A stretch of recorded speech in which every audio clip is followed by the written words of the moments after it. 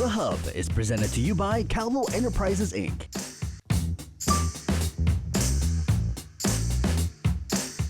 Hi, everyone, and welcome to another edition of The Hub. I'm Nestor Lecanto, and we're pleased to welcome as our guests this week some executives from Philippine Airlines.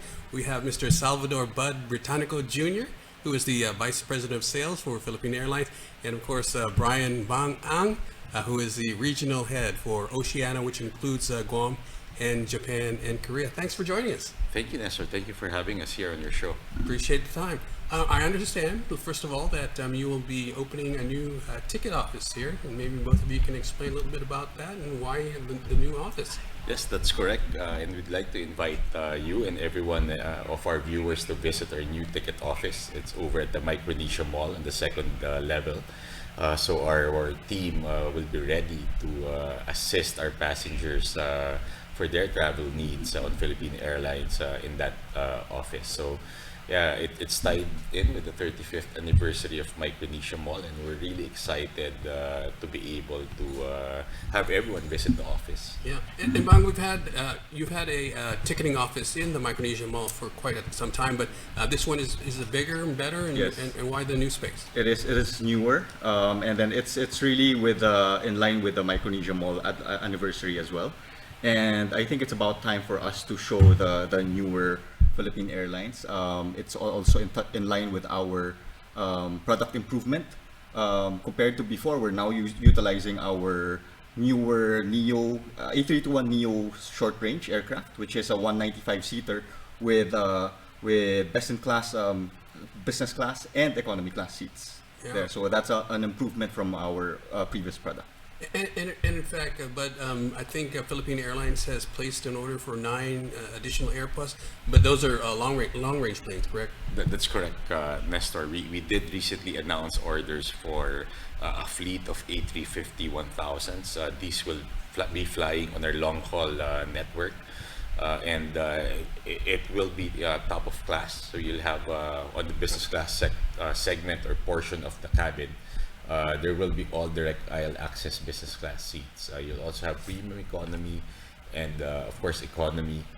So these will be servicing our routes to North America and Canada, and potentially also to other new destinations in other parts of the world. So we're looking to have these aircraft delivered beginning sometime 2025, and really something that everybody, all our passengers, will be very happy to fly on. Sure, new equipment is a good sign for any airline, right? New acquisitions, Yes, and it will be designed really to cater to make sure that our passengers have a great experience in flight. Yeah, and Bang, I understand that there's some special pricing going on right now for fares. Yes, we are having actually our ultimate seat sale. So we are offering 354 on economy. That's all in, and 754 on business class to Manila. Oh, great Yes, price. And this, how long is this the duration? This is ongoing, and it's going to be until September 24. Okay. Look, just big picture. I know that a lot of the airline industry, actually the entire airline industry, was impacted, of course, by the pandemic, and it has taken some time to get back to where they were pre-pandemic. Talk about the Philippine Airlines experience. So how have you managed to recover from this 2.5 year pandemic that just really decimated the travel industry? Yes, that's true. We all know how disruptive COVID was, to many industries, and of course, the aviation industry was one of those that was terribly affected by COVID. And of course, Philippine Airlines was not exempt from that. But we're just fortunate that the pandemic is over, and there are less restrictions to worry about in travel. In fact, practically there is none. No? And then we're fortunate that after the pandemic, we were able to recover and actually be much stronger as an airline. And that's what we're trying to do now. We've stabilized our network. We've resumed our flights almost to 100% in many of our destinations, both international and also domestic. And we look forward to the next stage for Philippine Airlines, which is to grow our network, and again, to offer our services not only for the Guam to Manila market, but also for other markets beyond the Philippines. Both domestically, Manila to domestic destinations in the Philippines, but also Manila to other parts of the world, especially for Southeast Asia, where Guam gets really good connections to other network. Among Bud mentioned the previous travel restrictions, and there's sometimes a little confusion, especially if you haven't traveled to Manila recently. So all of those things, like you had to get the QR code and all that stuff. Can you explain what the current procedure is for traveling to Manila and then coming back? Yeah, so we don't have restrictions anymore. All you need to do really is to log on to the e-travel and fill up the form there. It's all digital, and you'll receive a QR code that you just need to present once you arrive in Manila. Okay, so everything is pretty much back Pretty much. to normal. Okay, you don't need all that other and the visa requirements. Those are the Same as same. before. Yeah. Okay. Yeah. All right. And so makes it easier for folks to fly back and forth. Are any plans to increase frequencies? Right now for Guam, we fly daily. So it's we leave Guam early morning. So you're in Manila in the first thing in the morning. We leave Manila back to Guam in the evening. So we practically have a very good schedule for those, whether you're taking a leisure trip or you're taking a business trip. And we're always on the lookout for opportunities to grow our business. And in fact, in certain seasons of the year, that's something we can consider, adding more frequencies on our flight between Guam and the Philippines. Yeah. And if I may add to that, before the pandemic, during the Christmas peak, we've actually operated a couple of our wide-body A330s to Guam, up to about twice a week. So we've done that before, and if there is a need, if there is enough demand for any season, then when we would be able to complement that. Yeah. Talk about your traffic traditionally. You get a lot of, for example, connecting for passengers flying from Manila, connecting here in Guam to Honolulu and beyond to the U.S. Most of our connections are going to Southeast Asia. So we have really good connections to Bangkok, Singapore, Saigon, there, Hong Kong as well. And then of course to domestic destinations. So we don't really carry, because of the US cabotage, we don't Right. carry passengers to the US. So anything to the west of Guam is a route that we're interested in carrying. Yeah. I was going to ask you, and I'm aware of the cabotage rules. I mean, you cannot fly foreign between domestic locations, and Guam, for the U.S. purposes, even though we're far from the U.S. mainland, we are considered a domestic flight. In some cases, we're considered a domestic flight. So Philippine Airlines would be prohibited under the cabotage rules from flying to Guam direct to the U.S. That's right. Even though we could probably use another direct carrier to the United States. But is there any potential for that changing in the future? Well, in the short term, possibly no, or that's indefinite. But again, because of the network of Philippine Airlines, there are multiple destinations that passengers from Guam can really fly to. Bulk of our market now would be VFRs, visiting friends and relatives flying to the Philippines. But we do also see a lot of traffic, again, as Bang mentioned, going to other parts of the world, especially Southeast Asia. And what's also interesting is we're also seeing a diverse set of segments traveling. So for example, to the Philippines, you have people going for not only to visit friends or to take vacations and go back to the Philippines, but also for other industries like medical tourism. So you see more services being offered in the Philippines for residents of Guam. Okay, we'll talk a little bit more about the medical tourism to the Philippines, because St. Luke's has really been a popular destination point for a lot of Guam travelers. But we need to take a break, so we will continue with our discussion with the executives from the Philippine Airlines right after this break.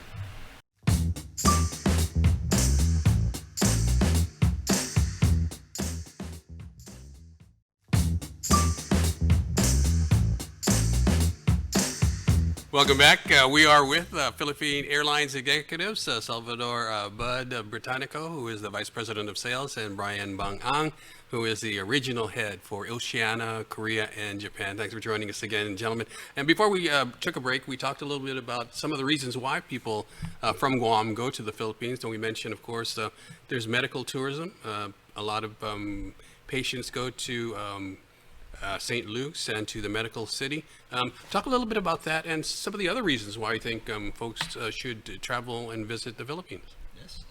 For medical tourism, what we're seeing is there's really a development in that particular industry in the Philippines. So you have a lot of private sector businesses, health institutions really scaling up and offering their services, especially for residents of Guam, because it's a quick 3.5 hour, 3 hour 45 minute flight.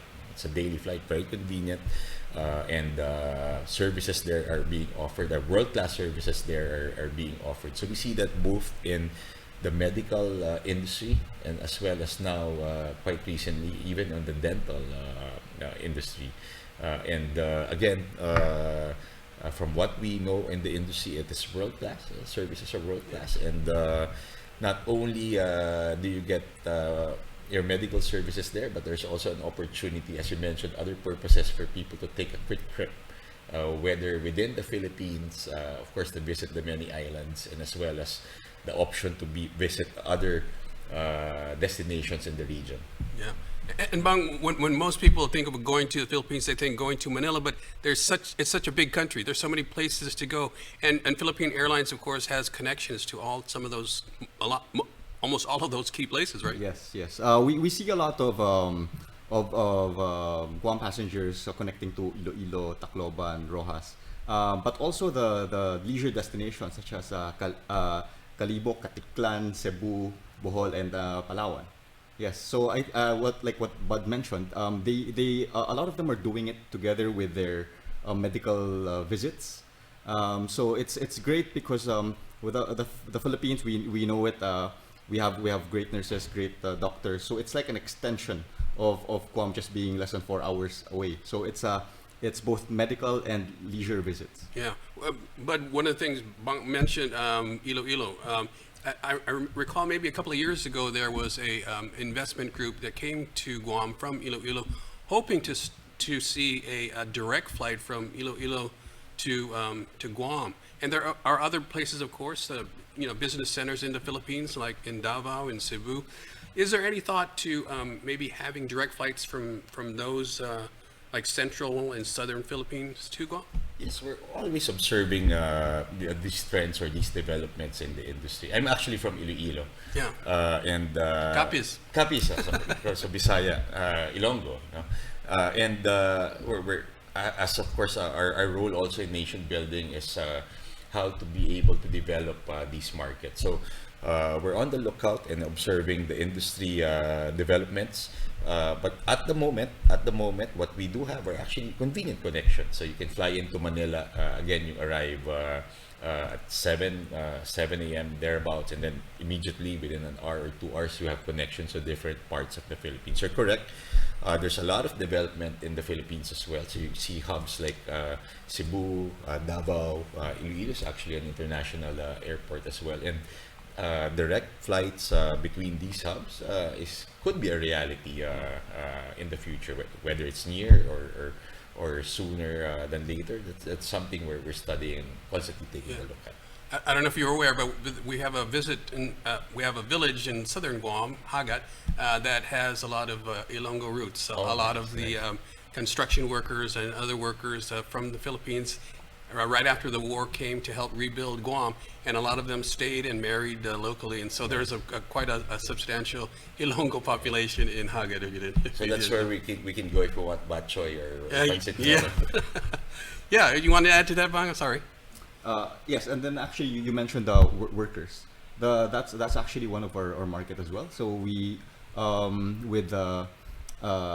with Guam now accepting more workers from the Philippines. So we do send a lot of construction workers, H1, H2, over to Guam, and we continue to support them. Yeah. In addition to domestic connections, what's the market, do you think, if any, of say a traveler going to Manila and then connecting to your international flights to the mainland U.S. or to other parts of how big of a market is that?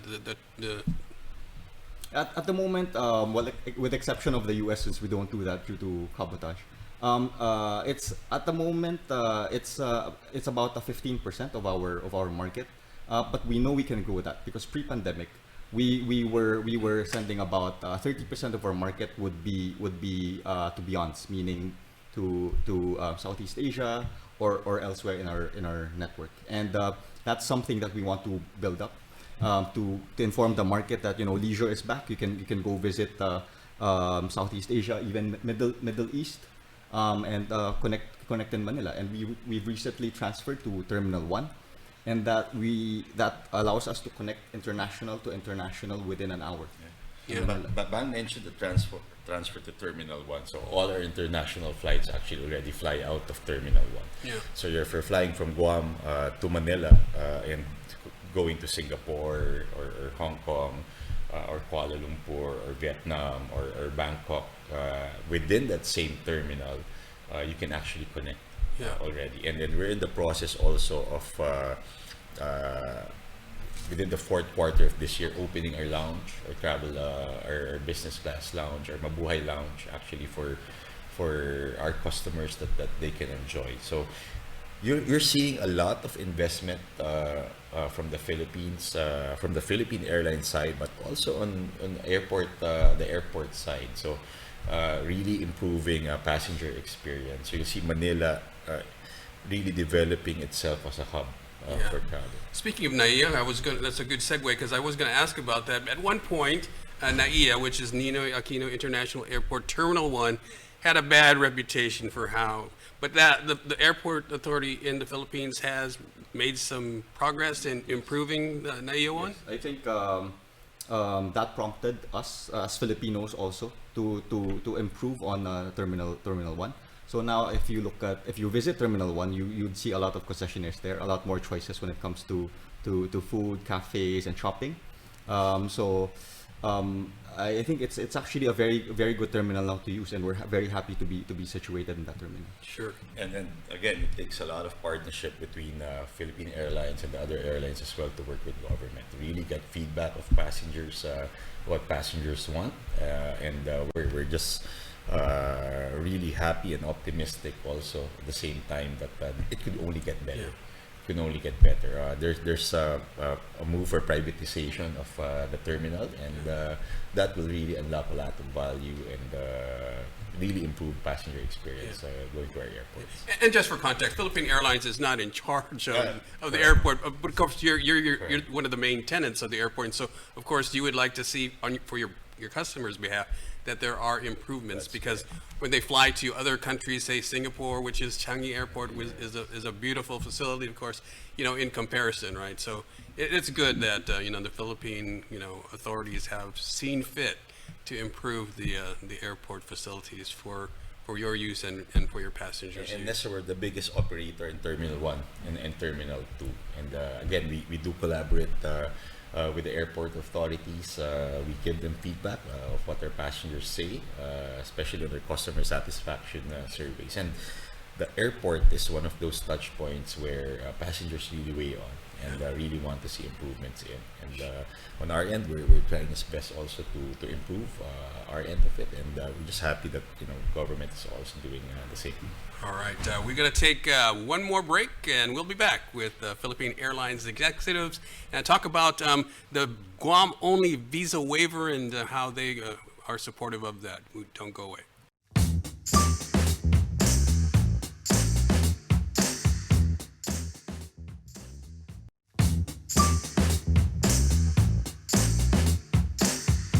Welcome back. We were talking with the executives from Philippine Airlines and wanted to talk to you guys about the Guam-only visa waiver program. It's something that GVB President and former Governor Carl Gutierrez has been pushing, which would be, I think, a boom to the Philippine traffic, correct? Yes. We always welcome that. We think that at the moment, the U.S. visa is still somewhat a restriction for Filipino to travel freely to Guam. So we understand that. But if there is a need for more visitors into Guam, the Philippines would be a very, very good market for that. Yeah, and talk about how that would be, attractive to Filipinos, because I think the visa fee right now is about 165 US, and you pay that whether or not you get the visa or not, right? Yes, it's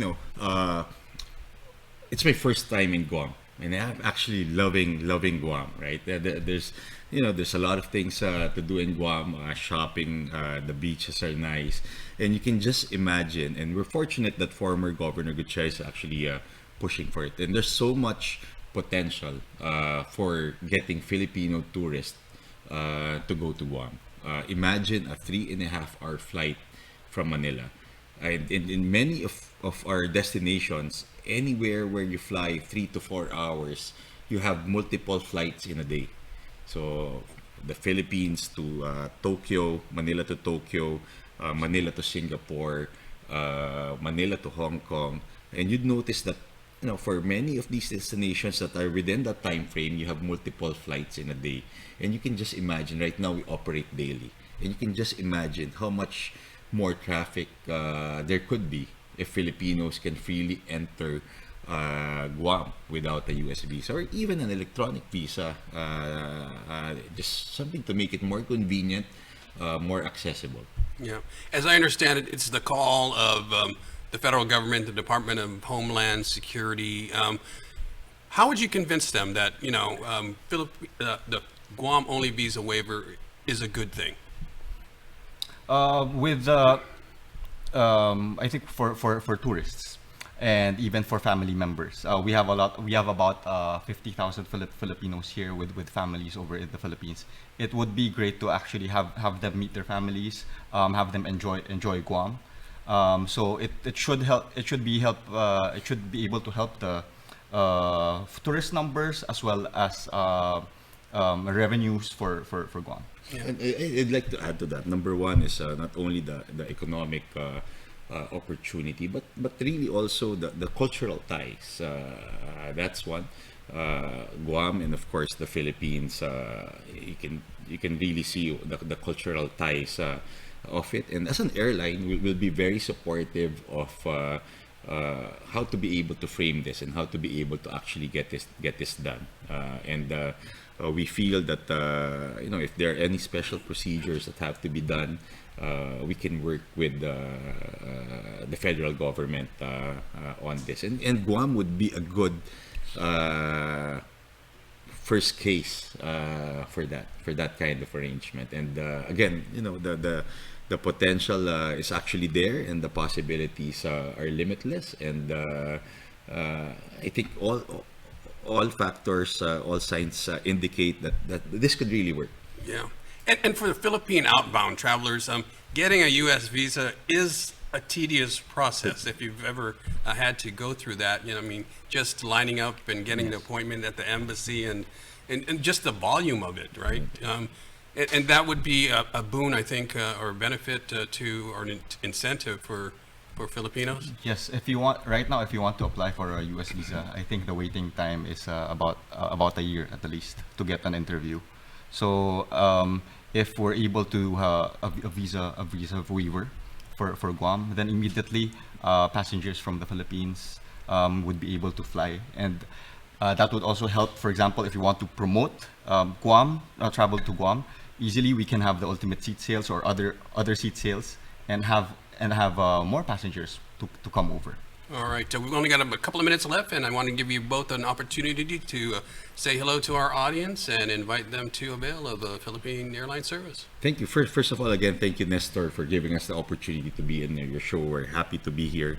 And we also want to thank everyone in Guam for continuing to support Philippine Airlines and continuing to patronize Philippine Airlines. We have a lot of improvement coming along, and we're going through a lot of improvement activities, and we can only expect the experience of passengers to be much better. And we welcome everybody to visit our new office in the second floor of the Micronesia Mall, and then to visit our team as well there. So we have a few of our colleagues that will be here in Guam. We have Rap, we have Rael, and of course we have our partners, Miss Connie and the team there that will be ready to accommodate any queries of our passengers on Philippine Airlines. Yes. But So we've improved the place. We have a new office. We've improved our product. We were operating the newer aircraft to Guam. We're offering great prices at the moment. There's no reason why they shouldn't start booking on Philippine Airlines. All right, there you have it. Salvador Bud Britannico Jr. is the Vice President of Sales for Philippine Airlines, and Brian Bang Ang is the Regional Head for Oceania, Japan, and Korea. Thank you so much for joining us, gentlemen. all right, thank you. I'm National Ganto. Thanks for watching, everyone. We'll see you again next week on The Hub.